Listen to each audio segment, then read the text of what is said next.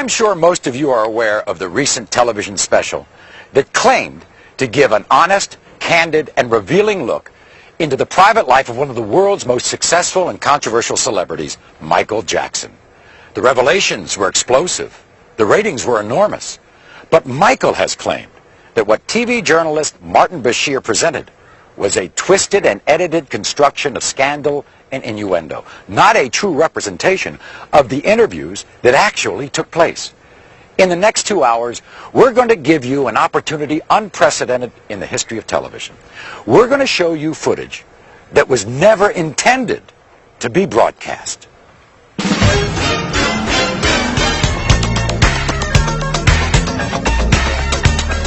Tonight, the private video from Michael's own cameras. Cameras that shot the Michael Jackson interview.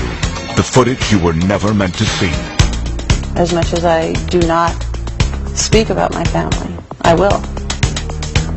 Right now. For the first time, Michael's ex-wife speaks out in public. My kids don't call me mom because I don't want them to.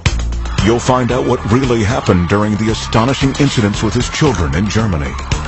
And I've seen people that flip their kids up in the air and do somersaults and catch them. To be honest with you, I think wait another 4 or 5 years, the kids will come in front of a camera and they will defend their daddy. You'll hear about Michael's childhood. One of the things I can see this man tried to do, he tried to pin something on me where I was real brutal. You'll find out how Michael really feels about his father. He doesn't know this, but I walk in the room and his presence will be there and I'll faint. You'll hear about Michael's surgery that the other special didn't mention. The whole top of his head caught fire right in front of my eyes. You'll hear the truth behind Michael's children and their disguises. Michael's very proud of his children. I'm the one who's terrified. You'll go behind the rumors of the Neverland Ranch. Never did. I was sitting my wrist if I would hurt. And find out how those rumors have driven a family from their home. Gavin called me. He was crying on the phone. He went in gas station. The kid in gas station, they start kidding. Oh, you are the kid doing this with Michael. You slept with Michael. They ruined this kid's life. You'll hear from the people closest to Michael. I've heard someone say on the television that no one should be allowed behind those gates at Neverland, especially the children. They don't even know what they're talking about. Plus, a surprise revelation from the man behind the Michael Jackson interviews. There'll be a lot of controversy about this. It's a tabloid stuff. Well, you're beyond this. I know. You're respected. Well, all tonight on the Michael Jackson interview. The footage you were never meant to see. Hosted by Maury Povich. With Mr. Bashir's full knowledge, Michael had his own behind-the-scenes camera documenting the major interviews. The quality of the audio and video may be a bit raw at times, but it will enable you to see and hear the interviews as they actually happen, and will allow you, the viewing audience, to draw your own conclusions. And while Michael Jackson has provided this footage to us, he has absolutely no control over the editorial content of this program. But who is Martin Bashir? And how did he get an exclusive interview with one of the most reclusive pop stars the world has ever known? In 1995, this little-known British journalist caused an uproar when his sensational interview with Princess Diana revealed details of her extramarital affair. Since then, he has scored interviews with some of England's most notorious newsmakers, becoming somewhat of a celebrity himself. Martin, quick word for the evening news. His interview with Jackson was, as he put it, a request to show me the real man, but show me everything, make nothing off limits. Michael agreed, and the first interview was scheduled for the summer of 2002. In these photos of one of Bashir's interviews with Jackson, you can see the camera that captured the footage you were never meant to see. It's mounted right there on the light stand. This is the view it was capturing at the last interview. And this is the shot from the very first interview at Neverland. The man adjusting the lens. now this is on. Okay, so can we have silence in the house? Yeah. Is Jackson's own documentary cameraman. Well, I just wanted to clarify that it was not a secret video. Because right now they're saying that we were secretly videotaping him, but that's not the truth. Mr. Bashir saw me, hooking up the camera. And everybody saw the camera out there, and we were just rolling it. We usually do documentary on every things that Mr. Jackson does. Do you think that your success has actually made people turn against you? The bigger the star, the bigger the target. And the more popular I became, the more rumors that were created, none of which were true. I mean, the moment I started breaking the all-time records of the biggest selling albums of all time, they called me weird overnight, strange, wacko. They said I'm a girl, homosexual. He wants to buy the Elephant Man bones. He sleeps in a hyperbaric chamber. None of that stuff is true. All completely made up. I've seen where you sleep. It's all a lie. I've seen where you sleep, and it's not a hyperbaric chamber. I sleep in a bed. I mean, people would be so surprised how normal and simple the way I live. Most people would have a very hard time thinking Michael Jackson's life was normal or simple. Maybe it's that ranch north of Santa Barbara, California, the 3,000 acres he calls Neverland. Neverland is an extraordinary, a breathtaking, a stupendous, an exhilarating, an amazing place. I can't gather together words to describe Neverland. What inspired you to make a home like this? What inspired me? It was so easy because it was me being myself, creating things that I love. And what I love, kids happen to love, or the child that lives inside the adult happens to love. It is so easy because I'm just putting behind the gates everything I never got to do when I was a kid. Tell me why, is it so? Don't wanna let you go. I never can say goodbye, girl. Do you have regrets about the way your life has been? Somewhat. And what do you regret? When I was really little, 11 or 12, I was under contract with Motown, and I would have to go to the recording studio. I had to go and make these albums because the summer tour was right around the corner, and right across the street from the recording studio was a ballpark, and I could hear the kids, the roar of the crowd and playing and catching ball and having fun and playing tennis. And some of those times I so passionately wanted to just go over there and just play a little bit and not go to the recording studio and sing. Just to, have some fun with the kids. And I couldn't.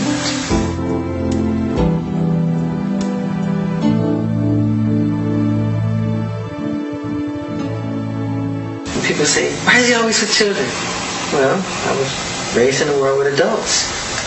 When kids were playing in bed sleeping at night, I was up doing clubs. I was doing club dates, 3 in the morning. The striptease would come on after us.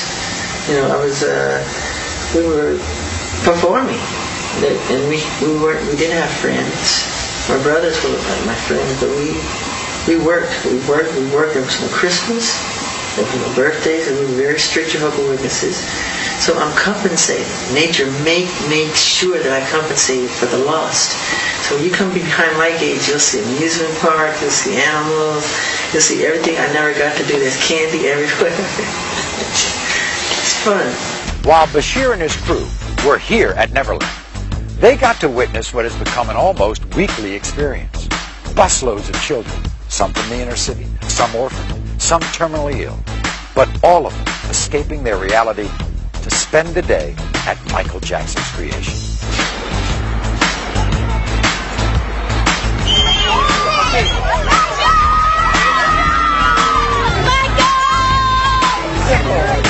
Listen, kid.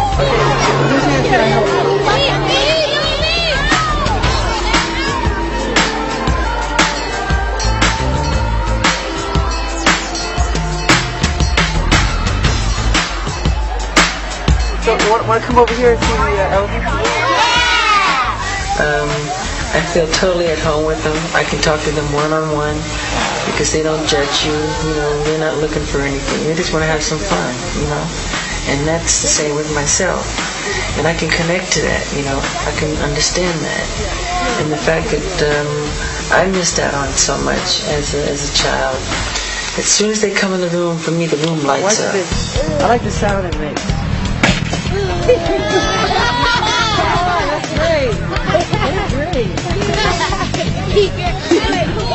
They're really funny. Oh my God, they're funny.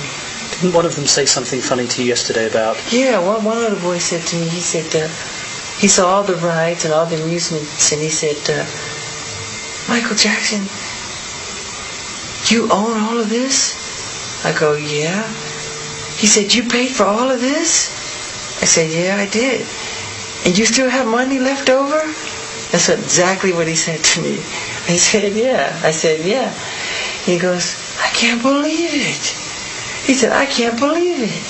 That's exactly what he said. He was amazed that I still had money afterwards. We're Make-A-Wish staff members, and we are escorting all the Wish families that came to meet Michael. It's just great to be a part of it and see how happy they are.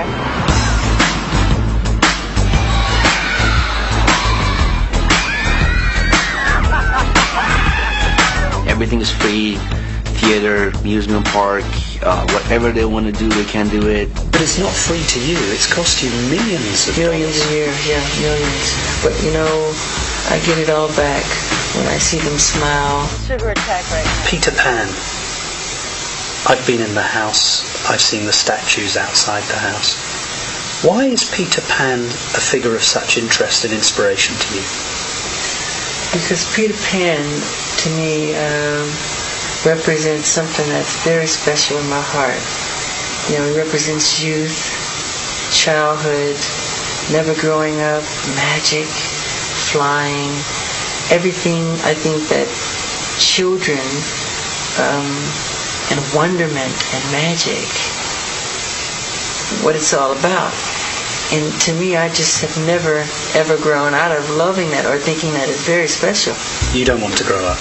No, I am Peter Pan.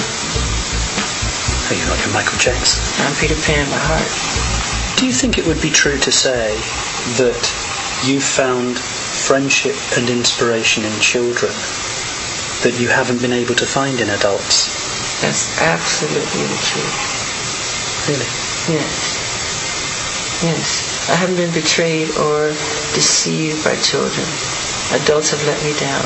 Adults have let the world down. What you're seeing all took place on the day that Martin Bashir and his crew were filming at Neverland. You actually see him in several of the shots being taken by Jackson's camera crew. This was supposed to be a documentary to tell the truth, everything. And in fact, I mean, who would bring somebody to his life and open up all the way and wanted to lie about it? You know, if you want to lie about it, don't even do it. If you don't have to do this documentary, nobody forced them to do this documentary. After a full day spent with children from the Make-A-Wish Foundation at Michael Jackson's Neverland Ranch, what was Mr. Bashir's comment? We'll quote directly from his appearance on ABC's Primetime Thursday. One of the most disturbing things is the fact that a lot of disadvantaged children go to Neverland. It's a dangerous place for a vulnerable child to be. Now, I'm not saying that I saw any evidence of Michael Jackson being involved sexually with any children. Quite the contrary. But what I'm saying is that children who are vulnerable should not be going into the house of a billionaire superstar where they sleep in his bed. As we said, that was Bashir's comment heard on TV by millions of people. But what did Bashir say to Michael Jackson about this day at Neverland? Let's take a look at the footage that was captured by Michael's camera, documenting the interview. The problem is, you see, nobody actually comes here and sees it. But I was here yesterday, and I saw it, and it's nothing short of a spiritually kind thing. He does it all the time. I know, but I've told him. I know. A lot of people see it, but they never talk about it, and I've said this to him, and what I wanted to convey is those two things. And what we've had the privilege of doing this week is not only talking about the musical genius, but about what we saw yesterday, which was incredible. The woman you see has been Michael's makeup artist for over 20 years. Evie was saying, what are you talking After about? listening to the glowing praise Bashir had for Michael in this interview, She had a very hard time believing he could call Neverland a dangerous place for children. I've never read about that. I didn't even... It's so hard for me to imagine that Michael opened up the gates not only to Neverland but to his heart, to Bashir. And I really thought that Bashir got it. It's getting worse. He does. I mean, I can't tell you. I know with him. You never see anybody talk about that stuff. That pepper around a bit, so a bit. But when Michael's talking, but when he's talking about the things that he's passionate about, it's obvious that it's in his eyes. This is what's in his heart. People usually don't ask these questions. That's it. And if they do, they don't make it. They don't make it in the papers. They don't make it on the interviews. It's all the negative stuff. Stupid wrong. And they cut questions out, and they just like they make it. That's why he doesn't even do interviews anymore. They twist everything. From the moment I met him, I mean, I remember. How can people be so cruel? I read an article and I was crying, and he goes, It's disgusting. Well, we ain't doing that here. Now, what could make an award-winning journalist have such a different opinion between what he would say on the air and what he would say in the interview footage not included in his special? It appears that after Mr. Bashir had called cut for his own camera crew, he may well have forgotten that Michael's camera was still recording his every word, a possibility supported by a written request from both him and the producers of his special to make Michael's footage available for their review.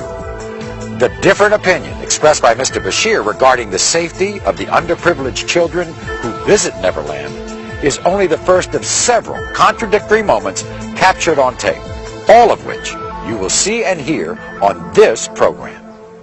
When we come back, an exclusive interview with Michael's ex-wife. As much as I do not speak about my family, I will. Right now. Michael makes a long overdue confession. You had sex with Debbie. Yes. I know that's difficult for me to say because you're so embarrassed. But you actually had sex with her. You conceived those children. Yes. And Debbie tells us about the result. And then his son was born. And the look on his face. Plus, a very surprising revelation from Michael's private cameras. All when we return to the Michael Jackson interview. The footage you were never meant to see. Be careful what you do. Don't go around breaking young girls' hearts. And mother always told me, be careful who you love. Be careful what you do. I feel the lie becomes the truth. Hey, she, that's my love. She's just a girl. But I'm the one. But the chance of my son. She says I'm the one. But the chance of my son.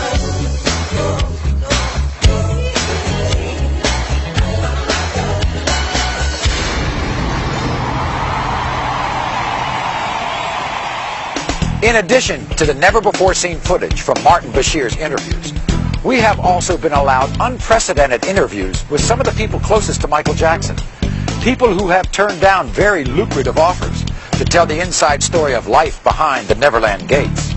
They break their silence for the first time, and not for money. No one interviewed for this show received any payment to tell their story. Their reason for appearing here is to tell the truth as they see it. And the person who has most avoided the glare of the spotlight is the person who was perhaps the closest to Michael, the woman who was his wife and the mother of his first two children, Debbie Rowe. What's happened in the past is things have been taken out of context, twisted around. If I can help straighten it out, as much as I do not speak about my family, I will. Right now. When I was talking to Prince one day, he said to me that he didn't have a mother.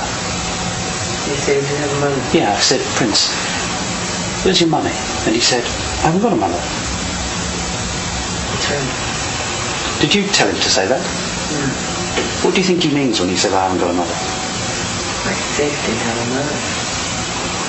My kids don't call me mom because I don't want them to.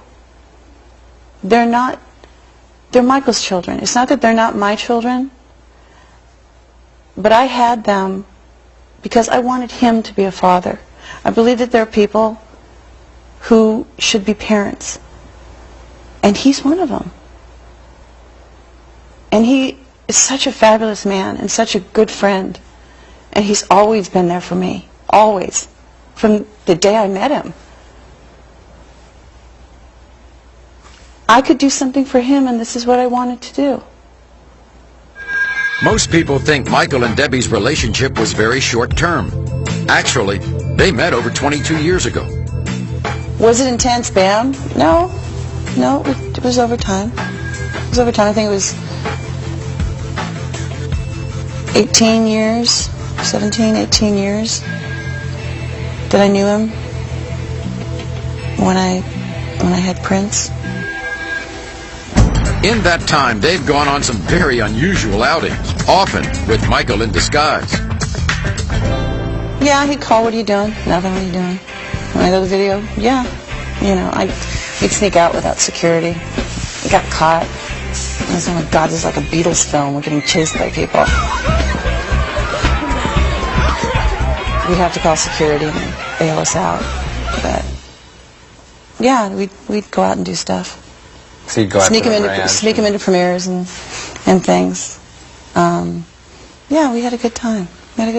He's always a lot of fun. When did Michael start talking about wanting to have kids? Was this when he was still with Lisa Marie? Or? No, they had broken up, and I was trying to console him because he was really upset, and he was upset that he said he really wanted to be a dad, and I said, so be a dad. And he looked at me puzzled, and I said, let me do this. I want to do this. You've been so good to me. You're such a great friend. Please let me do this. I said, you need to be a dad. I want to do this. And no. I nagged him into it, if you will. She's a wonderful person, too. She knew that Michael Jackson loves children. Yeah. And she knew that Michael Jackson wanted children. That's why. And she was... You need to be a daddy. Right. She said you needed to be a daddy. More than she needed to be a mother. Yeah. She wanted to do that for me as a present. And if you're talking about romance, maybe then, if you want to have a marker, if that makes you and the rest of America feel that they need a marker, then you could probably use that. Once Debbie's pregnancy became common knowledge, the tabloid world had one burning question. Did they or didn't they? The first two Christmas parents from Debbie, which was natural conception.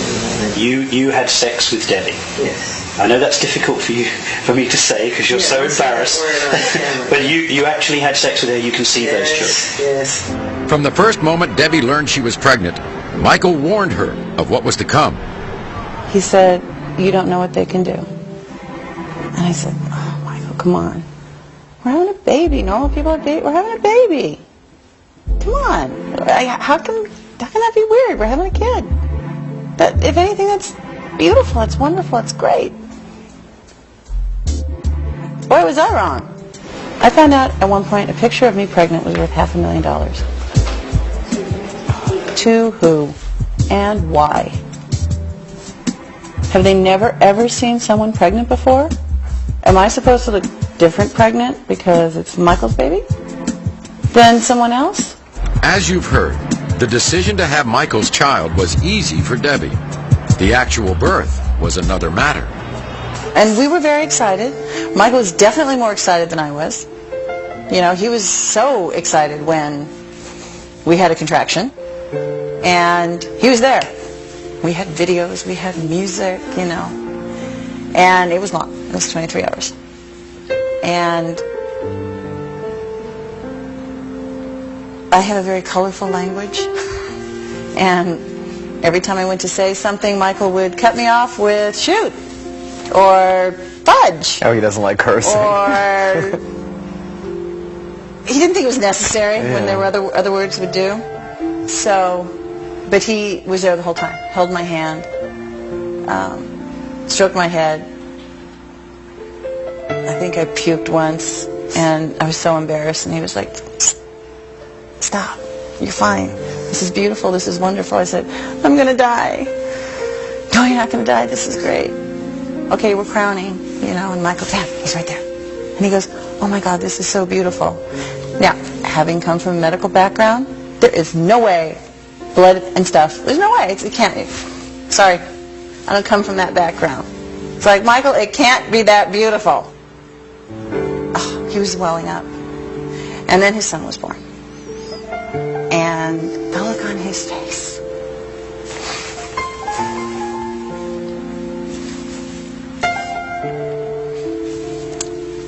Talk amongst yourselves.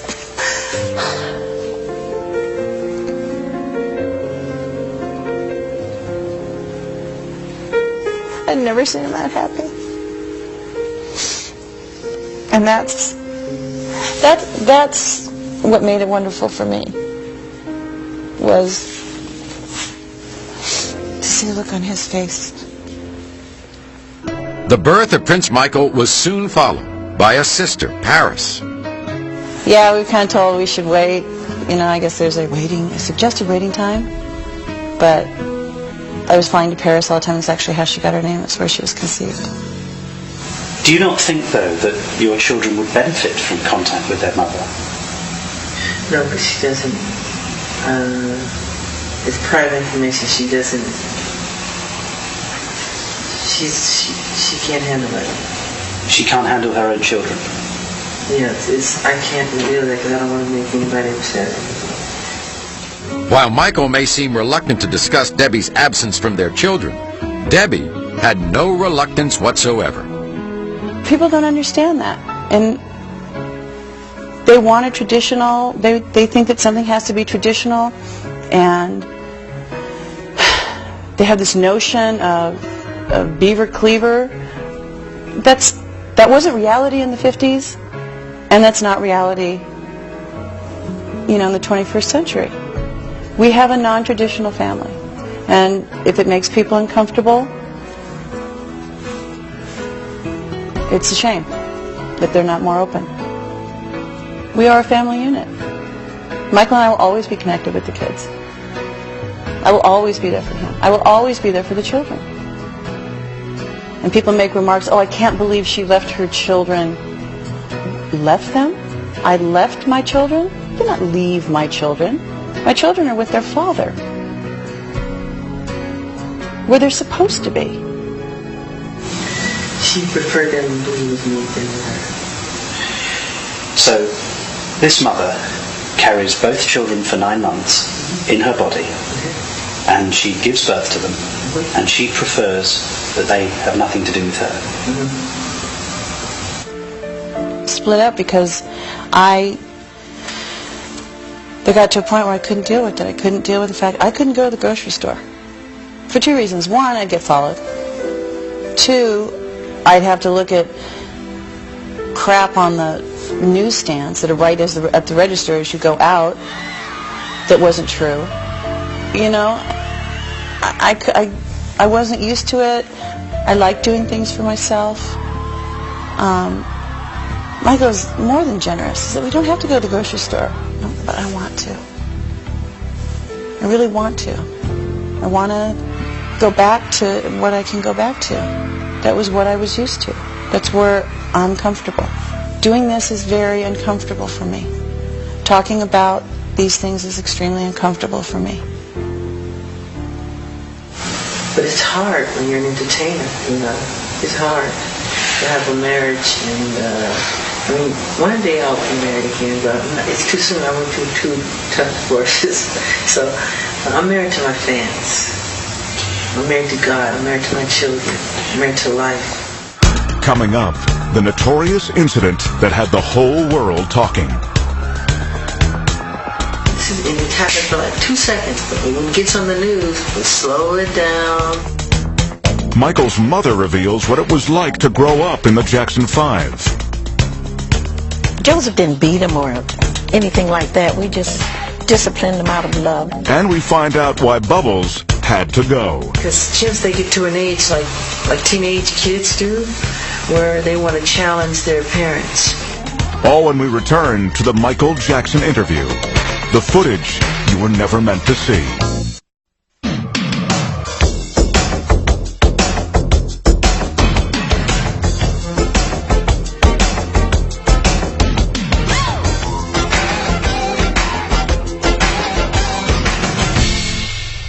When Martin Bashir arrived to film Michael and his children, Bashir was immediately confronted with one of the major worries of celebrity parents, the horrible danger of kidnapping.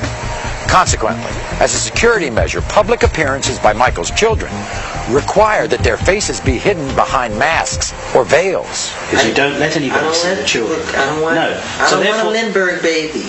Somebody took Lindbergh's baby, Charles Lindbergh's baby, took him in the forest and burned him to death. Okay, so I don't want that to happen to my children. Bashir's repeated questioning fails to establish one important fact: whose idea it was to wear them. I obviously have some influence, as their faces are still covered.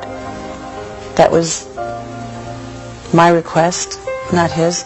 Michael's very proud of his children. I'm the one who's terrified. I'm the one who's seen the notes. That someone's going to take his children. They're not. They're not. Whatever can be done, they're not. There's nothing more terrifying than looking at a piece of paper that says, I'm taking them. And I said, you know what? I wore a scarf, no big deal. Pretend it's Halloween. I don't want people seeing them. Because the press, they can be very mean. I don't want them to grow up psychologically crazy because of the evil things they can say to them. I want them to be normal. That makes sense, doesn't it? Yeah. Right? It does. It does. And I'm sure at some point he will say, to the children, do you want to wear the scarf? I will have immediate heart failure, but he's not going to make his children do something they don't want to do. He's not that kind of a parent. Not at all. And I truly don't see why everybody focuses on that. I mean, it is a fashion statement. Are the scarves not matching? We'll work on it. While some people may have a hard time with the intense security measures Michael and his family have to follow, there was one particular occurrence in Germany that had many people questioning his children's safety.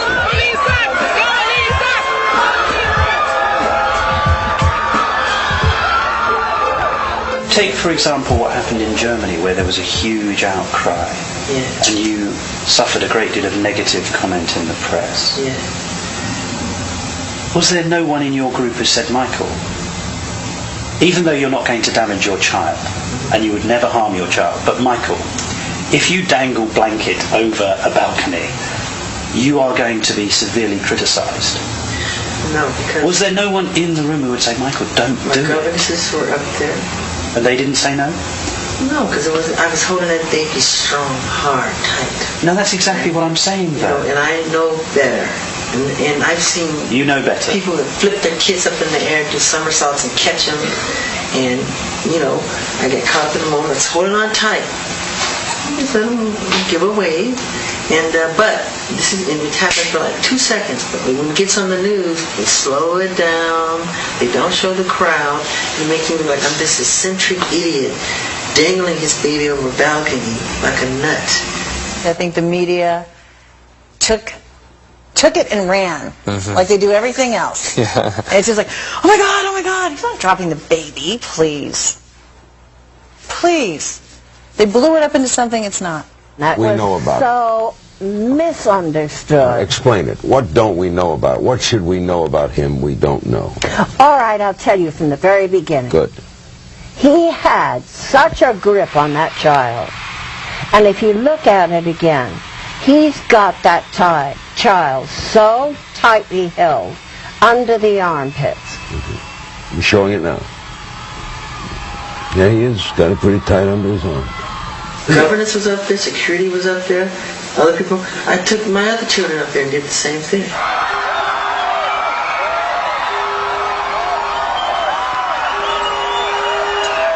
Like I said before, he's very proud of his children, you know, and to listen to his fans all night long, they're so adoring and so loving and loyal, and they'll be there all night, and they wanted to see the little one, and he showed them the little one. Nothing inappropriate. May not have been the best thing he's ever done in his life, but certainly I think it was made too big a deal of. Even now you're happy that you dangled him over the... Not happy that I dangled him over the balcony, no. You're not happy that happy. I let the kids wave to him. In spite of his admission that he was not happy about the incident, it still did not seem as troubling to Michael as it did to people around the world. A point Martin Bashir made both in his TV special and in his comments on Primetime Thursday after the show aired. He said that they are restricted, they are overly protected. I was angry at the way his children were made to suffer. What he said about Michael's parenting skills in the footage that was not aired appears to paint an extremely different picture. And we must stress, what you're about to see and hear happened during Bashir's final interview with Michael, long after the incident with the baby on the Berlin hotel balcony. One of the things that I noticed about you over the last year is your relationship with your children. And I have to say to you, and I didn't know you before, and you haven't put on a front, your relationship with your children is spectacular. I love them. And in fact, it almost makes me weep when I see you with them, because your interaction with them is just so natural, so loving, so caring. Thank you so much. And everybody who ever comes into contact with you knows that. I'm crazy. I would die for them. I'm crazy about them. And I tell them. I look into their eyes every day. I make sure I do it. I say, look at me. I say, I love you very much. In your eyes. What they actually say to you is they love you and you say, I love you more. That's what you say every single time. Say that, right? That's your phrase, and I've heard it. I've heard it once, I've heard it a million times. Yeah, and they say such sweet things sometimes. And I didn't tell them to say it. They say it all the time. Like Prince will come to me and say, Daddy, thank you for giving me a brother. All the time. You know, parents will say that too. Thank you for giving us a brother. You know, and I would like to have more children. You know what? If he called me tonight and said, let's have 5 more, in a heartbeat. You would do it again In a if he heartbeat. asked you. But In a heartbeat. Now, what could have persuaded one of the world's most reclusive superstars to grant an interviewer and a camera crew entrance into his life? Now, according to Jackson, it was to answer many of the important questions that tabloids and fans have been speculating about for years. As you've seen, not all of those important answers made it on the air. And as for the not-so-earth-shaking ones, well, they were edited out too, like the whereabouts of Mr. Jackson's former constant companion. Where is Bubbles now? Bubbles is, he's with a caretaker with like 40 to 50 other chimps, because chimps, they get to an age like teenage kids do, where they want to challenge their parents. Like if your father tell you to do something, you go, why? Why do I have to do it, Dad? And chimps are very much like that too. They'll challenge you, and it can become dangerous in a way, you know. And if they get angry with you and decide to take you on, it's no match. I mean, they're very, very strong. If they can take your finger off. They're very powerful. But while Bubbles was living at Neverland, Bubbles, the other animals, and Michael were virtually inseparable. Many people made fun of me with my animals, you know. If I come home from a hard day at the studio and I come home to my deer or my chimps, and I can hug them and they don't ask you anything, they don't complain, you know, they don't gossip. They just want a hug and some love and get on with it. You know, where's the pizza? Whip out the ice cream. Because the chimps, they love snacks. And they run around and they help me clean the room, and they help me fix up things, and their DNA is literally identical to ours if you look in the microscope. And they're amazing. Chimps would help you clean the house? Yeah, they help me clean up my room. They help me dust. They do windows. They flush the toilet after they use the bathroom. And you let the chimps use your own bathroom? Sure, yeah, of course. Bubbles would go himself. He'd sit at the table and he picks up a spoon and his fork and he eats, and he's very polite. And they're very intelligent. While in Berlin with Jackson, Martin Bashir was invited to accompany Michael and his 2 children on a trip to the zoo. But because someone had evidently tipped off the press, the paparazzi were out in force, causing chaos and a potentially dangerous situation for the Jackson family. Do you know it took us 3.5 hours to get in and out, and we spent 4 minutes in front of the gorillas? It was chaos, Michael. Yeah, it was chaos. You filmed it, right? Yeah. I was in the middle of it. Our cameraman fell over. Yeah. And at one point, Prince got hurt by someone's umbrella. Yeah. Do you really think it was worth the pain of 3.5 hours for 4 minutes in front of the gorillas? Well, I'm not a foreseer of events. I'm not a soothsayer or a prophet of any kind, but I didn't know that was going to happen like that. As you've seen and heard from Michael's behind-the-scenes camera of Bashir's interview, Bashir seems to express a genuine concern for the welfare of Michael's children and raises the question as to Michael's apparent lapse of parental judgment. Bashir comments, "It was no kind of trip for 2 young children, and everyone could see it, but Jackson himself." But what Bashir doesn't include is Michael's explanation that Michael was informed that the zoo would be closed during his visit. I go to the zoo all the time. I go usually when they close it down. And they told us this would be closed down, and they didn't. They left the gates open, and fans and people start pouring in. Well, in fact, what the owner said, because I was there, he actually said that his view was, at the end of the normal opening hours, he would have closed the zoo and then just opened it for you and your family. But you decided not to go then. You wanted to go in the day rather than... It's not true. Is that not true? It's not true. That was what he said. I wouldn't want to go in the day, especially if I have a problem with the sun. Well, it was winter in Germany, so it wasn't... Yeah, it wasn't nighttime would have been much cooler. Yeah. But wouldn't it have been better to have gone at night? Yeah. So why didn't you? I never knew that was the proposal. I thought we had a slot and that was it. This was like just a misunderstanding from the zoo part and Michael's people, and they thought the zoo was going to be closed, but it wasn't. But that whole thing was not a big deal. I mean, he goes through that all the time. Coming up, Michael's video cameras capture a very revealing moment. So they're so quick to call you strange and weird, but it's almost as if you're forced to be different. Michael's father reacts to Bashir's special. Well, one of the things I can see this man tried to do, he tried to pin something on me where I was real brutal. What caused the surgery the other special didn't tell you about? He was so badly burnt on the top of the whole top of his head caught fire right in front of my eyes. The devastating disease that Michael claims turned him porcelain white. Said I was putting on cream to make myself lighter. That's not true. I did lighter. And friends of Michael who were forced to leave their home. All when the Michael Jackson interview, the footage you were never meant to see, continues. We'd like to remind you that while Michael Jackson provided much of the footage you are seeing tonight, he has absolutely no editorial control over the content of this program.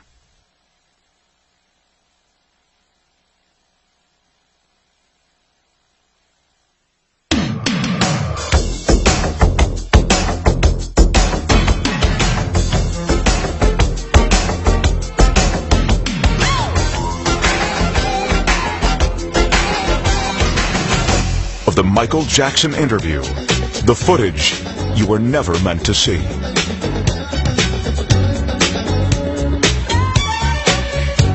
Oh, baby, give me one more chance. Sure you never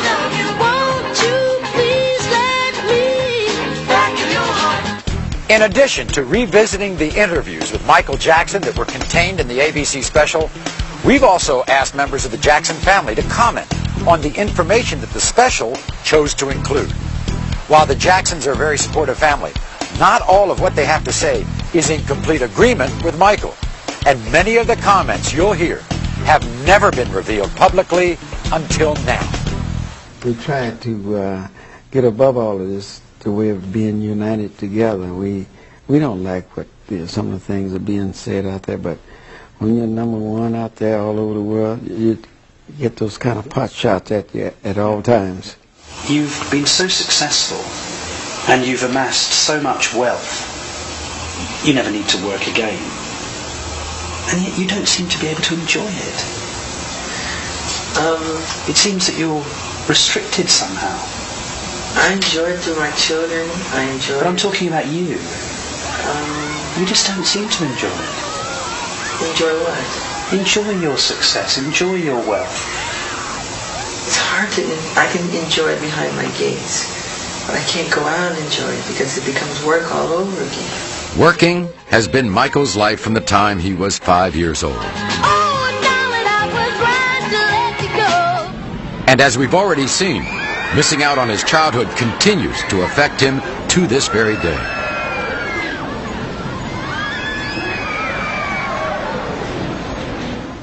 You often seem very lonely. Is that true? I used to be very lonely, painfully lonely. You have no idea. I used to walk the streets looking for people to talk to. I hear Michael saying that he was lonely, but back in those days, Michael had his brothers. He had all his brothers to play with. Yeah, all of us. Oh, and so, and the kids that he bought all the candy around, he buy so much candy, and kids would be in a circle, standing around in a circle, and they all be eating candy off the allowance I had given him. But one thing he enjoyed to see those kids eating that candy, he'd be laughing. Weren't you surrounded by your family, by musicians, by people wanting to be your friend? You were an international superstar. How can you say you had no friends? Because those people spoke to me on a language on another level that was musical, that was entertainment. But to get away from that, to separate oneself from that, and to try to discover the fun things about life. When do you feel lonely? When do I feel lonely?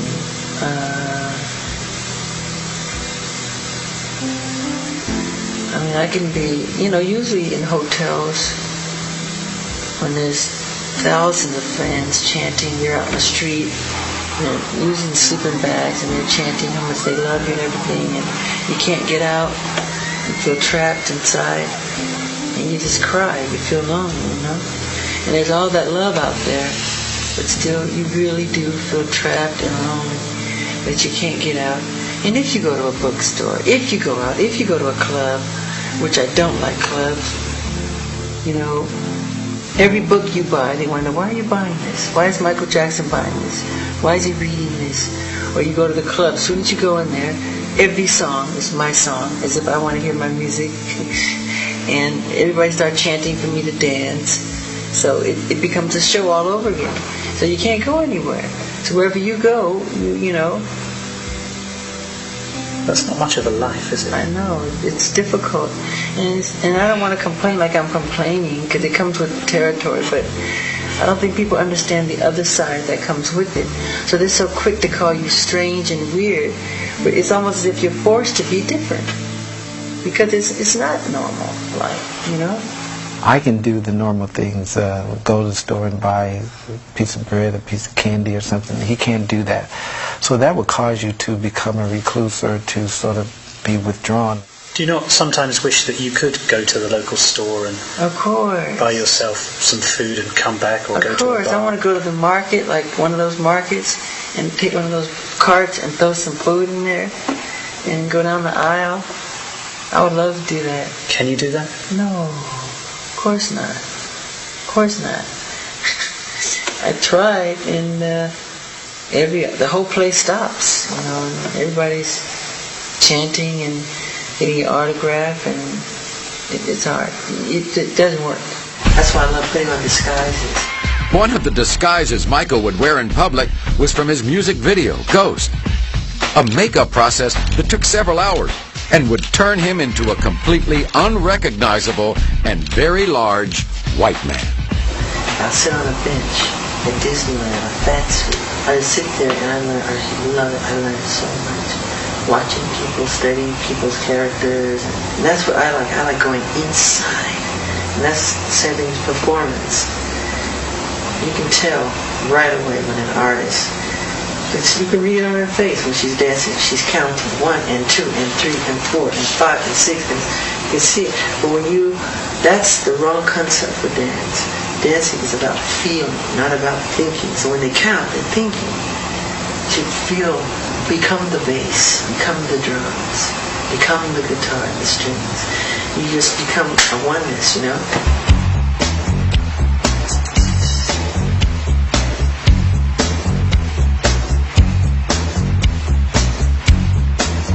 That's very important.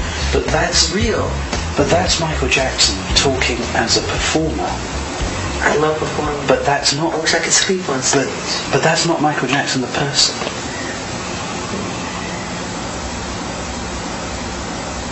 One of the most compelling and revealing lines of questioning that Martin Bashir pursued had to do with the strict discipline that Michael and his brothers endured at the hands of their father.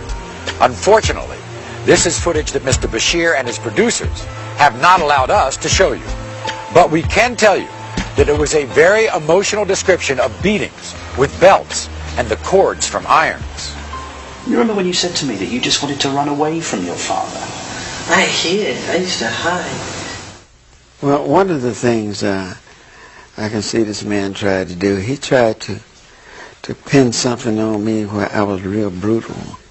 And raising these guys, Jermaine and all the rest of them, they all got whippings. But they didn't get no beatings, you know. They got whippings. And we were disciplined in the way that which he knew.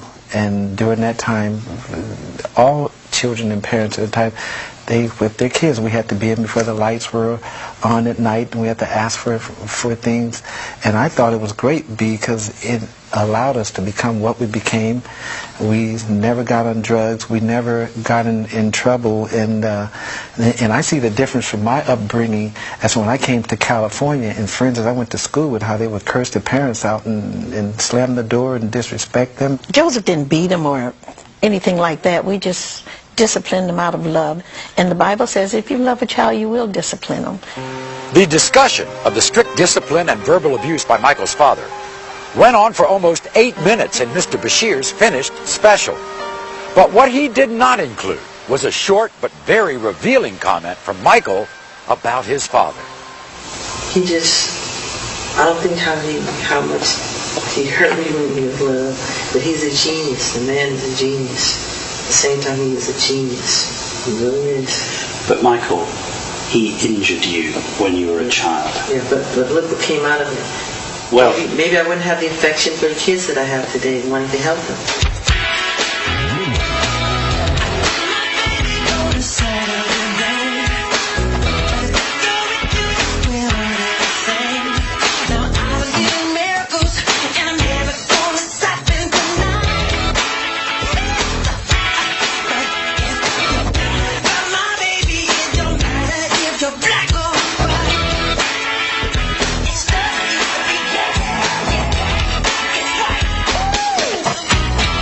Without a doubt, one of the most controversial topics of Michael Jackson's life is his relationship with children.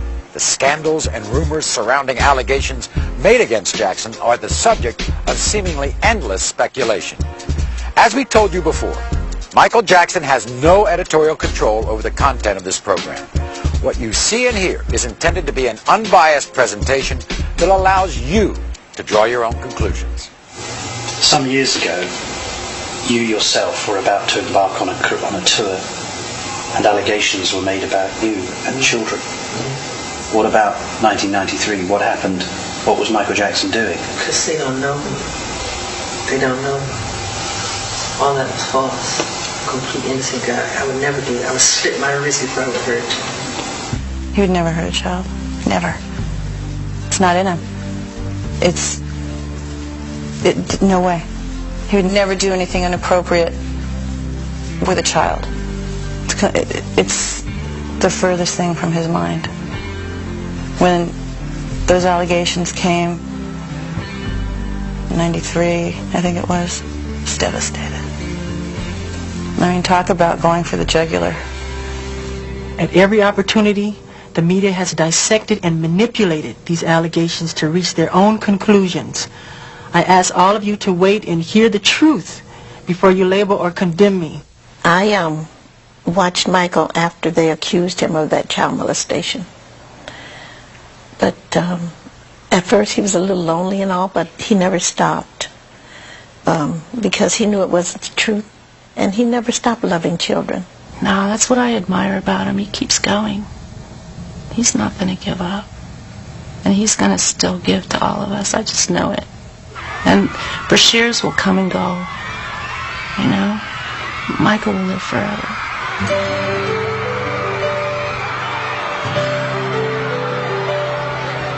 Apparently there's some confusion with sleeping in beds. My favorite thing to do is to sit in bed and watch TV. If you're coming over, take your shoes off, get on the bed, we're watching TV. Michael, he was never indicted. I said he was never charged. He was never anything. Now, they came in this house, right, and they tore this house apart. They went in my mother's safe. They went in, and they tore it up, and they went in my mother's high blood pressure pills, and they were looking at. I mean, just what were they looking for? They were trying to get some crap on Michael that was not true.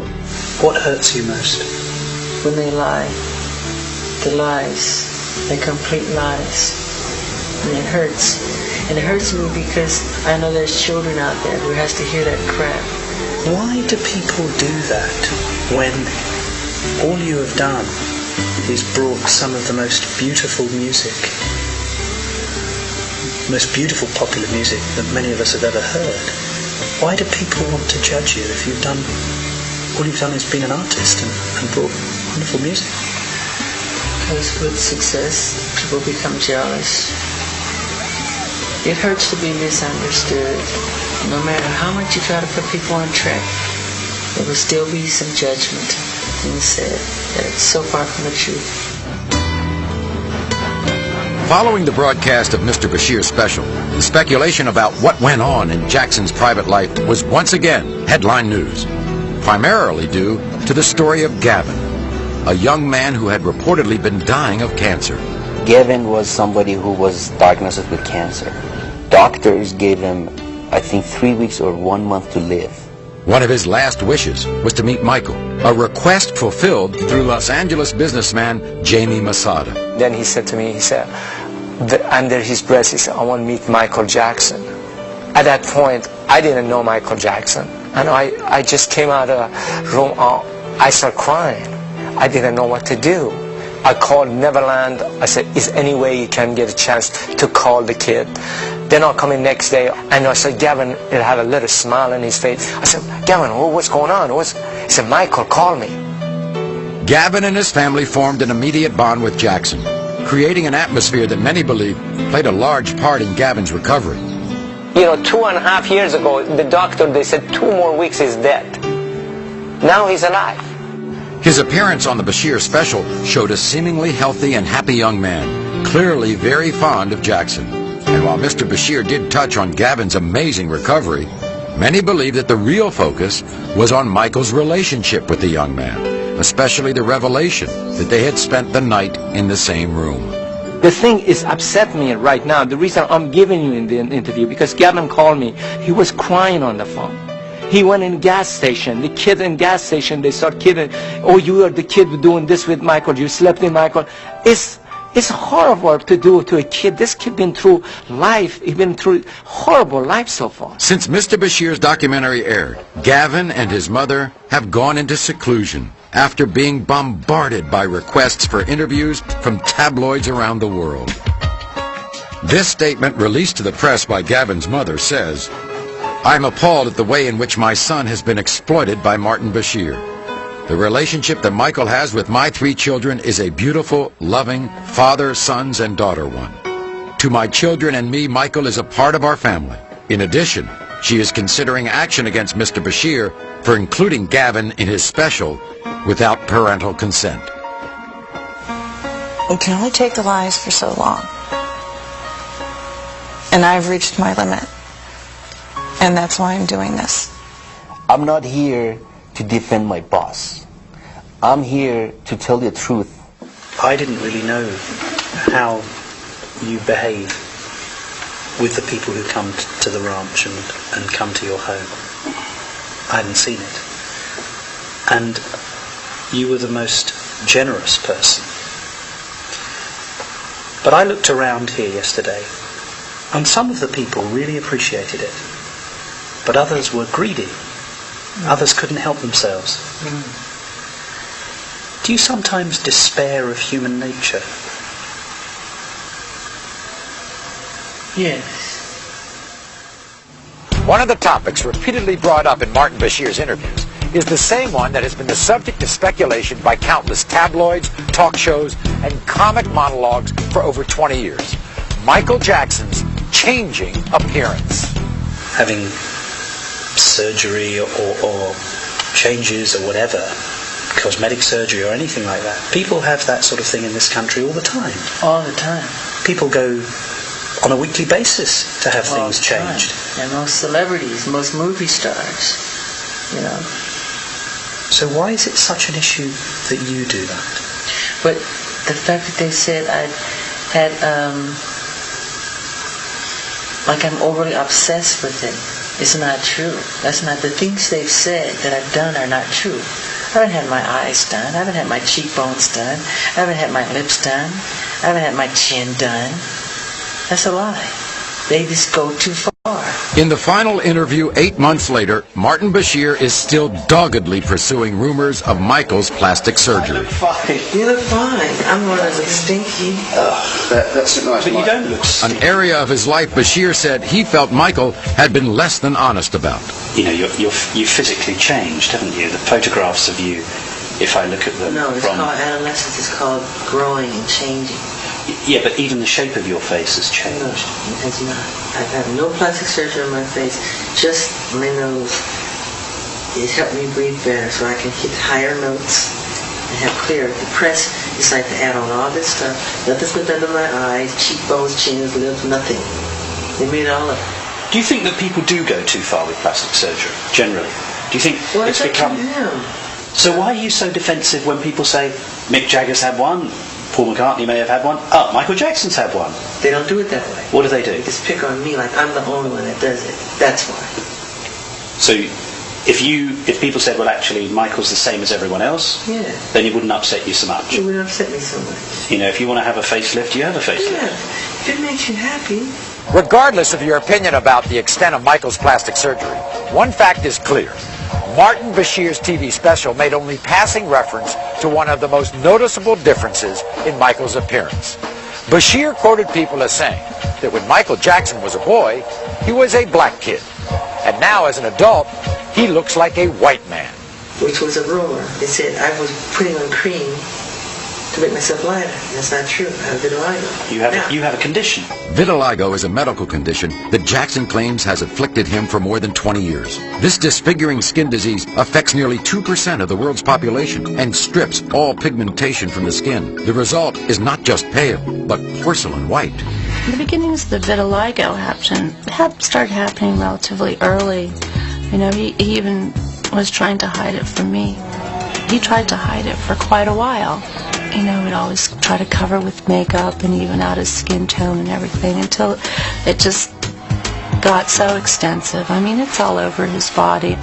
We were always trying to hide it and cover it for the longest time until he just had to tell Oprah and tell the world, listen, I'm not trying to be white. I have a skin disease. The loss of pigment exposes vitiligo sufferers to great risk of skin cancer, requiring constant shade from the sun and thick makeup or sunblock to lessen the exposure. You know, in the beginning, I tried to cover the light spots to the darkest part of his skin, but then it became so extensive that we had to go with the lighter part of the skin because his whole body was reacting. He'd have to be in complete, full body makeup every inch of his body. you know, so it was easier to make the transition to him being to the lighter shade that he is. But for Michael, one of the most painful side effects of vitiligo is the reminder of the earlier skin trauma that humiliated him as a child. You talked about how when you went through adolescence, you had a terrible time. Yeah. And in fact, I had a look at some pictures of you during that period. And you did have a lot of spots. Yeah. Yeah. And being shy as I am and was, and even worse than. Terrible. It was like a disease. Perhaps the most startling omission regarding Michael's history of plastic surgery came during a discussion of the procedures that Michael admits to having. You're saying you've only ever had one piece of surgery on your nose? 2. You've had 2? As I can remember. This is where the TV show stops. But had they included Michael's answer from just 10 seconds earlier, they would have allowed him to remind us of a serious injury that severely affected his appearance. No. I was severely burned. Yeah. But apart from having that surgery because of obviously the injury of the fire. January 27, 1984. Michael was shooting a commercial that attempted to duplicate a concert performance.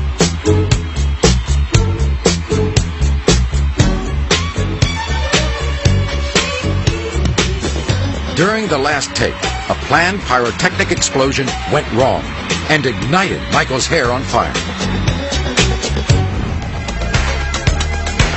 He was so badly burnt on the top of the whole top of his head caught fire right in front of my eyes. And I couldn't do anything about it. I couldn't get to him on time.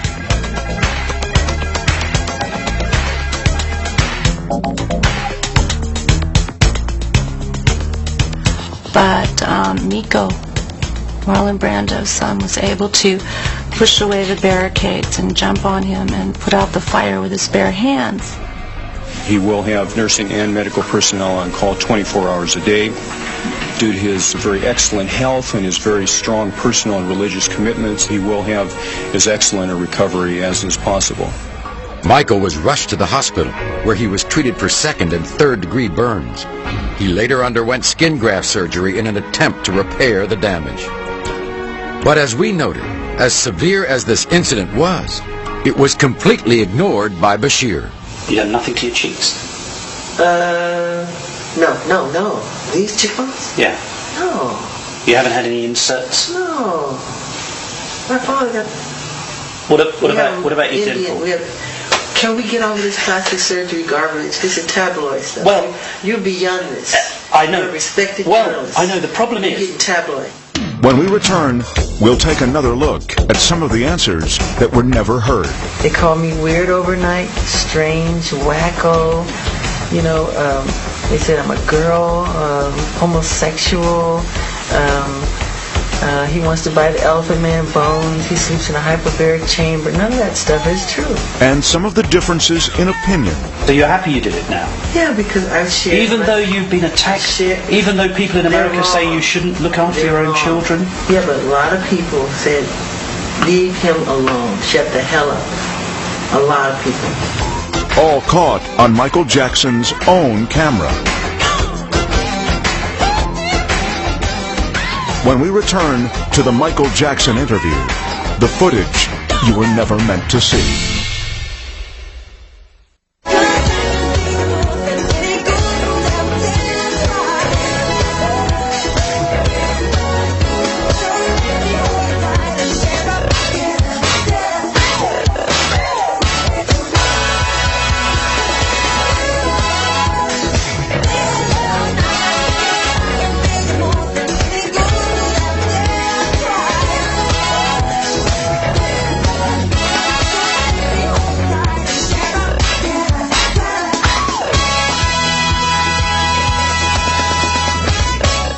One of the basic qualities of respected journalism is objectivity. Now, as you may have heard in several recent news stories, one of Michael Jackson's prime complaints about the reporting featured in Martin Bashir's documentary and subsequent interviews with the press was his lack of objectivity. As we've already seen, some of Mr. Bashir's comments that made the air appear to be quite different than opinions he expressed in Jackson's behind-the-scenes footage. About Michael's ranch, Mr. Bashir's on-air comment was, "One of the most disturbing things is the fact that a lot of disadvantaged children go to Neverland. It's a dangerous place for a vulnerable child to be." But what he said behind the scenes was this. I was here yesterday and I saw it, and it's nothing short of a spiritually kind thing. This comment about Michael's method of raising children was included on Bashir's special. They are restricted. They are overly protected. I was angry at the way his children were made to suffer. But this was not. Your relationship with your children is spectacular. And in fact, it almost makes me weep when I see you with them. Another of Jackson's complaints about the documentary is the non-inclusion of certain statements that he feels are pertinent to objective reporting. Like when Bashir devoted almost 8 minutes to the abuse by Michael's father? You remember when you said to me that you just wanted to run away from your father? I hid. I used to hide. But did not include this short and revealing comment. He hurt me with love, but he's a genius. The man is a genius.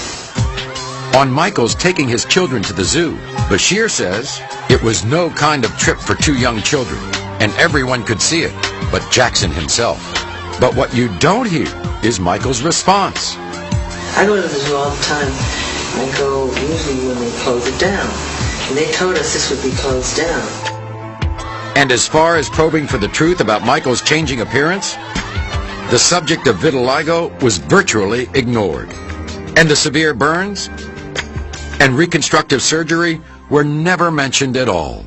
Can we get over this plastic surgery garbage? This is tabloid stuff. Well, you're beyond this. Regardless of whether you feel that Michael Jackson is correct in his assertion that Martin Bashir's documentary was not a true representation of the interviews that actually took place, there is one question that many people share. How could Michael Jackson, a 44-year-old man who has spent most of his life in the spotlight, have allowed himself to open up to a virtual stranger? This footage from Michael's camera may give you a better understanding. That was great. Thank you. That was really, really special. It seems to me that through history, people, they really want to make someone big, and they want to be, oh, this person is so talented, and we've got to make them godlike, and they have to be perfect. And then as soon as they're there, they get more joy in tearing someone down. Eventually, when you talk and you say it like it really is, you just light up. That's what. It's about bringing out what you're about. That whole special was it was just an attempt to tear him apart, and he trusted Martin Bashir. They took this thing back to the studio, and they took a lot of things out, and the way this thing was narrated, it was just not fair. Why have you and I spent the last never hearing that? Why have I never? I'm always continuously. They want to make you out to be crazy. And then slowly he started bringing his own opinion into the picture. As a reporter, as a news, I like to see the truth, then I'll decide what my take would be on it. Aren't that being honest, Turtle? You know me long enough. I'm being completely No, it's not just you though. You can see that. Bashirs will come and go. You know? Michael will live forever. In everybody's hearts.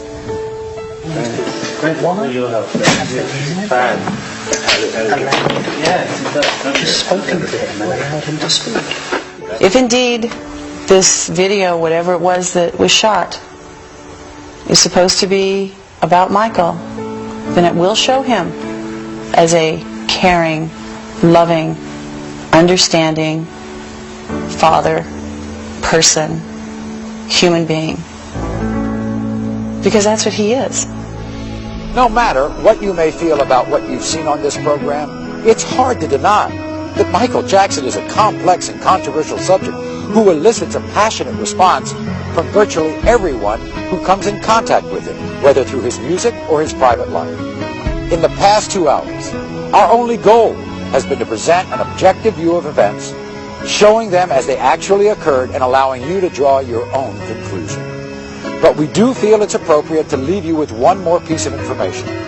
Mr. Bashir is quoted as saying, "Michael Jackson is a marvelous father to his own children, and I never saw anything that would qualify as a criminal activity." This comes from an interview dated just a few days ago. Thanks for joining us, everyone. I'm Maury Povich. Good night.